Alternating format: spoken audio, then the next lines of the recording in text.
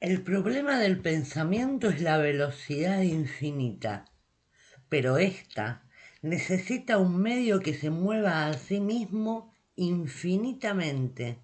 El plano, el vacío, el horizonte.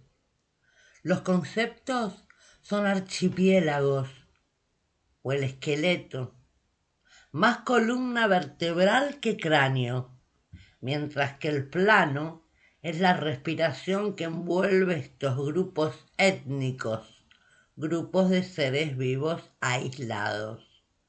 El plano es como un desierto que los conceptos mismos pueblan sin compartimentarlo.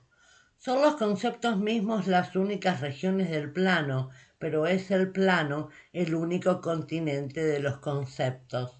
El plano tiene más regiones que las tribus que lo pueblan y que se desplazan de él. Si la filosofía empieza con la creación de conceptos, el plano de la inmanencia tiene que ser considerado prefilosófico, entendido del modo que los conceptos remiten en sí mismos en una comprensión no conceptual. Aún así, esta concepción intuitiva varía en función del modo en el que el plano es establecido.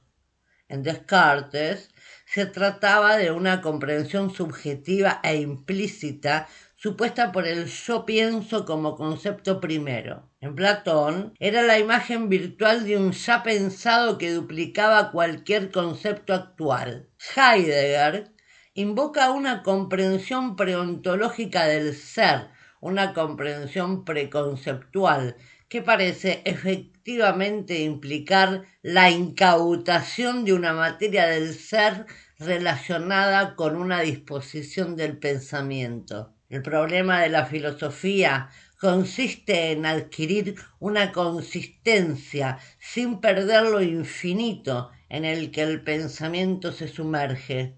El caos, en este sentido, posee una existencia tanto mental como física. La inmensa desterritorialización relativa al capitalismo mundial necesita reterritorializarse en el Estado Nacional moderno, que encuentra una resolución a la democracia. Nueva sociedad de hermanos, versión capitalista de la sociedad de los amigos. Deleuze y Guattari hacen una conexión entre la filosofía antigua con la ciudad griega y la filosofía moderna con el capitalismo, pero una conexión que, según los autores, no es ideológica, ni tampoco se limita a impulsar hasta el infinito determinaciones históricas y sociales para extraer figuras espirituales. Proponen pensar el mundo actual como el mundo en el que la filosofía es un comercio agradable al espíritu que encuentra en el concepto su propia mercancía, o más bien su valor de cambio desde la perspectiva de una sociabilidad desinteresada, nutrida de conversaciones democráticas occidentales, capaz de suscitar un consenso de opinión y de proporcionar una ética a la comunicación, igual que una estética al arte. Aparecen los publicistas del concepto, mientras la mercadotecnia se apodera de ellos. Y esta vergüenza que la filosofía permite, la vivieron los griegos también con algunos sofistas, pero para la propia salvación de la filosofía moderna, esta es tan amiga del capitalismo como era la filosofía antigua de la ciudad.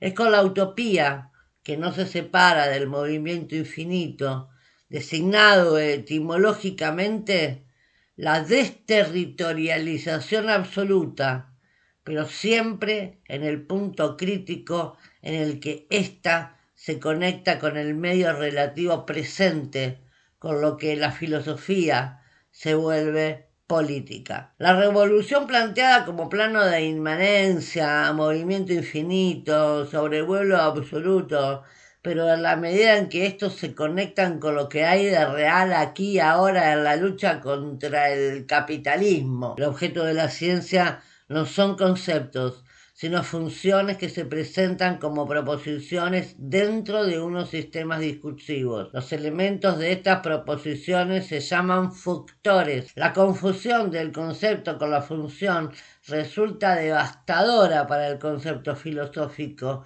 en varios aspectos.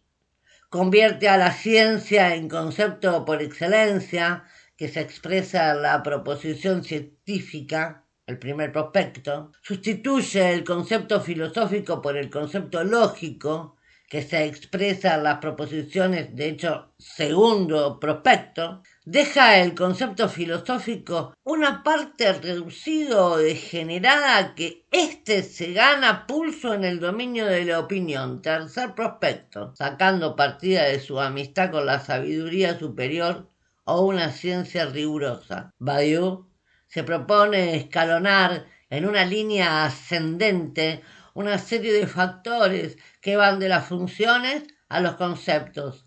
Parte de una base neutralizada tanto respecto a los conceptos como a las funciones, una multiplicidad cualquiera presentada como conjunto elevable al infinito. La primera instancia es la situación, cuando el conjunto se refiere a unos elementos que son sin duda multiplicidades, pero que están sometidos a un régimen del cuenta por uno, cuerpos u objetos, unidades en situación.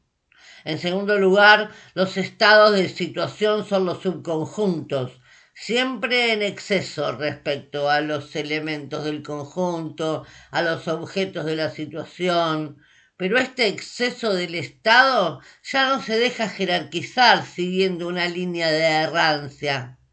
Tal vez la filosofía se haya convertido en un rompecabezas cuyas piezas centrales se han perdido en los anales del concepto. Derrida, siguiendo su lógica lingüística, incursiona también en el teatro de la crueldad, como si fuera posible dogmatizar que el teatro de la crueldad, no como símbolo de un vacío ausente, sino como afirmación, no ha empezado a existir todavía. El juego de palabras derridiano conduce luego a afirmar la proximidad del nacimiento. Está por nacer. Pero, dice el filósofo francés, una afirmación necesaria solo puede nacer si renace otra.